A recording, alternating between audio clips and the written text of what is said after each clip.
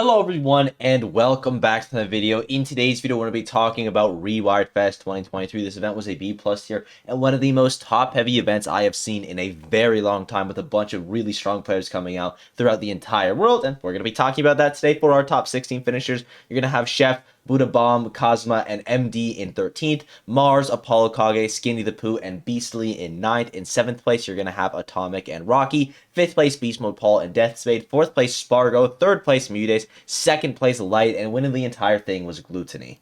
Now, we're going to be spending a majority of our time in the top 8 since this event was so top-heavy, but there are a couple runs I do want to mention that didn't quite get there. You're going to have both Chef and MD falling at 13th place. Both players are going to use Falco and having a decently sized losers run. MD with wins over Barnabas and Cannon Red, and Chef with wins over Maple, Isaiah, and Henry Luma. And Falco is a pretty interesting character to me because I think Falco is pretty good, and obviously you can take Falco to the top level. You look at Masa and Tilde. Tilde has literally won majors with solo Falco, but he's definitely not your typical top tier. He has the damage output of a typical top tier, but the rest of his areas are kind of lacking, so it's up to the Falco players to be extremely creative. And you look at Tilde's play, I mean, that's one of the most creative players in this game, and you kind of have to do that with this character, even though he's a meme cutscene character, yada, yada, yada. When you're at the top level, you actually have to do a pretty insane amount of stuff, and MD and Chef were able to do it this tournament, so big ups to them for the run. You're also going to have Beastly, who played out of his mind this tournament, going game 5 with Gluttony, I'd rather game 4 with Gluttony, which was a very winnable set, especially in those first 3 games. He just looked phenomenal, really solid game plan, and then he did fall to Rocky in the losers bracket, but still a run to 9th is pretty solid. And this is a guy that we've seen have some incredible bursts like this event here, and he's just someone I want to see more because Diddy Kong is such an interesting character that you can play in so many different ways that it leads to a lot of new matchups. And we got to talk about a couple underperformances as well. You're going to have Mars and Apollo Kage being the only top 8 seeds who ended up not making top 8, because initially you also had Shattuck and Quandale's top 8 seeds, but they ended up DQing. Now, for Apollo Kage, he ends up falling to Beast Mode Paul in the winner side, and I'll talk about that in a little bit, and Atomic in the loser side. Atomic was phenomenal at this event. Again, we'll get to that in just a little bit. And it is another underperformance from Apollo Kage. That's 2 regionals in a row where he hasn't been doing super well. And it's kind of tough because you look at Dio, he gets 9th place at Kaguribi. Hurt's going to get 7th place at Kaguribi. The other Snake players are still getting really good results. But don't forget, Apollo Kage got 9th at SmashCon. This guy has still been doing extremely well. And even though he does have a couple rough regionals back-to-back, it's not going to really define your whole season. So yes, it's a low placement for Apollo Kage, but honestly, it's not the end of the world. And I do think that he will bounce back. You're going to have Mars falling out at 9th place as well, losing to Mutace in the winner side and Deathspade in the loser side. Not super shocking from either of those losses. Mutace was definitely the favorite going into it. Mars had never beat him in the post-quarantine era, and Deathspade is just an incredible player that can beat someone of Mars's caliber like he did at this event. And yeah, Mars hasn't been at an event for a little bit. It is going to be his worst placement of the year, which is kind of crazy considering he's only been to like 4 tournaments, and this isn't even that bad of a placement. But Mars is just an insanely good player. I hope to see more of him because we just didn't see him go super far this time.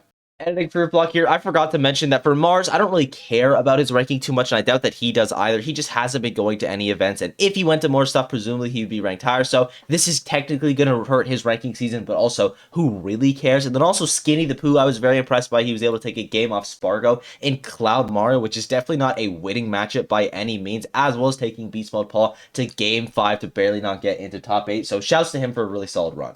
So let's get right into our top 8. Our 7th place finishers are going to be Atomic and Rocky. Atomic with wins over MD, Buddha Bomb, and Apollo Kage. That's definitely going to be the biggest one there. And then losing only to Spargo and Deathspade. He used Joker versus Deathspade, was able to take that set to game 5. And it's not like Atomic's Joker came out of nowhere, but his Rob is definitely his more prominent character, and he was able to beat Apollo Kage in game 5, which is super impressive considering that the last time Apollo Kage played Zomba, he actually came out on top. I mean, Rob is a character that you can play in a multitude of ways. That's just kind of how the top tiers work in this game. When you have really good buttons, you can play your character in a variety of ways, and Rob is one of the best tournament characters in the game. And also, it was nice to see Atomic. This is the first time he's able to get into the top 8 of one of these bigger events because he's had a lot of close calls. He got 9th place at Rise and Grind, 9th place at DreamHack Dallas, 17th place at Low Tide City, 9th place at Lost Tech City, but finally was able to break into the top 8 this time around. And honestly, I think the next time that we see him in the top 8, he could go even further. He's just a really talented player that we don't get to see a ton. So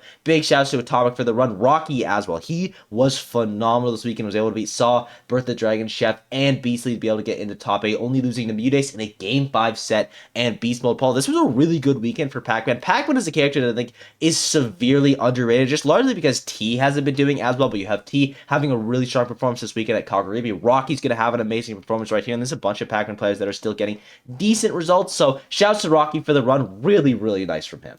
Our 5th place finishers are going to be Beast Mode Paul and Death Spade. Now, I predicted both of these players to make some pretty big upsets this week, and I said Beast Mode Paul would beat Apollo Kage, and I said Death Spade would beat Glutony. Now, one of those ended up happening, so let's talk about the one that didn't happen. Death Spade loses 0-3 to Glutony, but then beats Ploopy, MD, Mars, and Atomic on his run to 5th place before losing 0-3 to Light. And the Mars win is especially big. Bayonetta is a character that has been doing extremely well as of late. I've said that sentence in nearly every single video I've made just because she's doing really well. There's not much to say there. You're also going to have Death Spade though with a secondary sword. Now that character is not doing as well as Bayonetta, but I do believe that he can reach those highs. I think Sora overall is a better character than Bayonetta, even though Bayo has way more success. And don't get me wrong, Bayo is still absolutely broken. Death Spade is one of the best Bayonettas in America right now. I think it's pretty confident in me to say that he's in 2nd place. I still have Lima at 1st, then I put Death Spade, maybe Geist, Frog. I mean, there's just a lot of Bayo players that you could choose from, but Death Spade, he's demonstrated time and time again that he is one of the front runners for this character, and this is just another strong result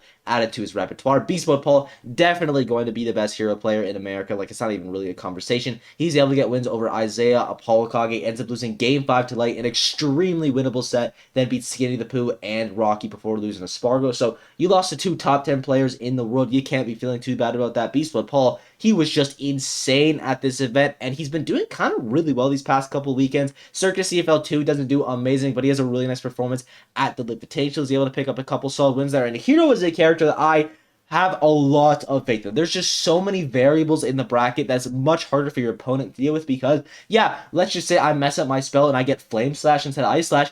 I'm still getting Flame Slash, and the buff that you can get with Hero are absolutely insane, and I think Beast Mode Paul is one of the best reps of the character. I'd call him the 2nd best hero in the world right now, right behind Akka, but honestly, he's got a conversation at that number 1 spot. In 4th place, you're going to have Spargo, 3rd place, Mude, so we got to talk about Spargo. He gets wins on Ploopy, Skinny the Pooh, Atomic, and Beast Mode Paul. None of those players are currently in the top 100. I could see Beast Mode Paul honestly getting on there if he keeps up the streak. Maybe Atomic if he goes to more events as well, but as it stands, he gets no ranked wins and ends up losing to Mudes and Light. Mudes Game 5, Light 0-3, and those are both players that he's lost to in the past, so it's nothing super crazy there, but when you look at this event just purely from a ranking standpoint from Spargo, he gets 4th place at a regional, he doesn't pick up any super good wins, and he just picks up 2 losses. Now, they're not bad losses by any means, but he's in competition with Akala and Mia, who just got 1st and 2nd place at Kaguribi, respectively, literally only losing to each other, so it's really, really tough for Spargo, and at this point, I don't really think he has a chance to be ranked the number 1 player in 2023, which does kind of suck. Now, he definitely still can get it in 2024, and I don't think Spargo, being the best player in the world, he shouldn't be taken out of the conversation completely, but when you're looking at the numbers, he just doesn't have enough strong performances with a lot of weaker performances as well. Mia has some of those weaker performances, but Akla just straight up doesn't, so a little bit unfortunate for Spargo. Not a bad tournament by him by any means, because he's losing to top 5 players in America, but it's still technically a bit of an underperformance. And then Mudes, I mean, the set that he took versus Spargo, that last talk on Game 5, y'all all know what I'm talking about.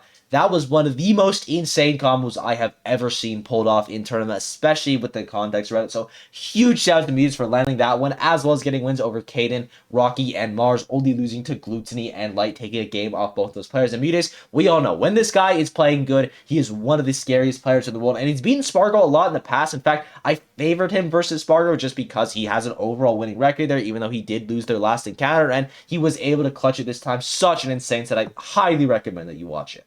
And our grand finalists are going to be Light in 2nd and Glutony in 1st. Light picking up wins on Bert the Dragon, Cosma, Beast Mode Paul, Death Spade, Spargo, and Mudes only losing to Glutony in the winner's semifinals. And I had Light taking that set because I had the NA Copium behind me. We're not even going to talk about it. That was one of the most one-sided sets I have ever seen from 2 extremely talented players. The grand finals was luckily very, very competitive going to Game 5, but you have Glutony closing it. I'll get to that in just a second. But Light, really strong performance from him. Was able to beat Spargo, Mudes, and Death Spade, getting some really strong wins right there. I mean, especially over Spargo. Even though he's maybe not going to be the best player in the world in 2023, he's still a top 3 player in this game, pretty much uncontested. And Light is one of the few players that actually can go toe-to-toe with him, and I still think that Light was playing extremely well at this tournament, but it wasn't well enough to beat Glutony.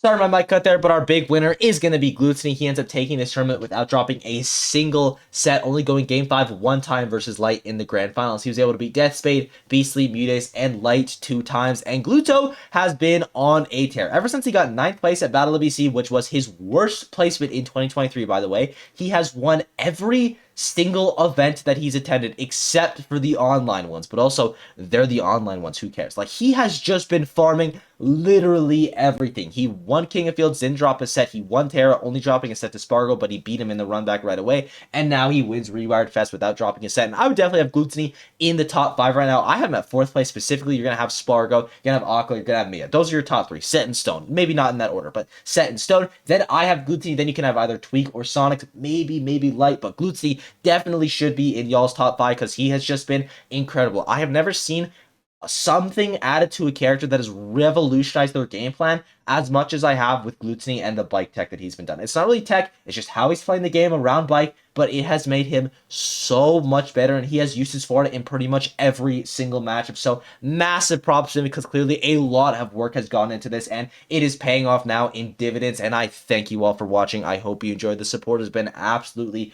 unreal as of late. If there's something I got wrong, a player that I left out, or if you just want to say hi, leave a comment down below. Be sure to sub, all that yada yada, and I'll see you all in the next one. Bye-bye.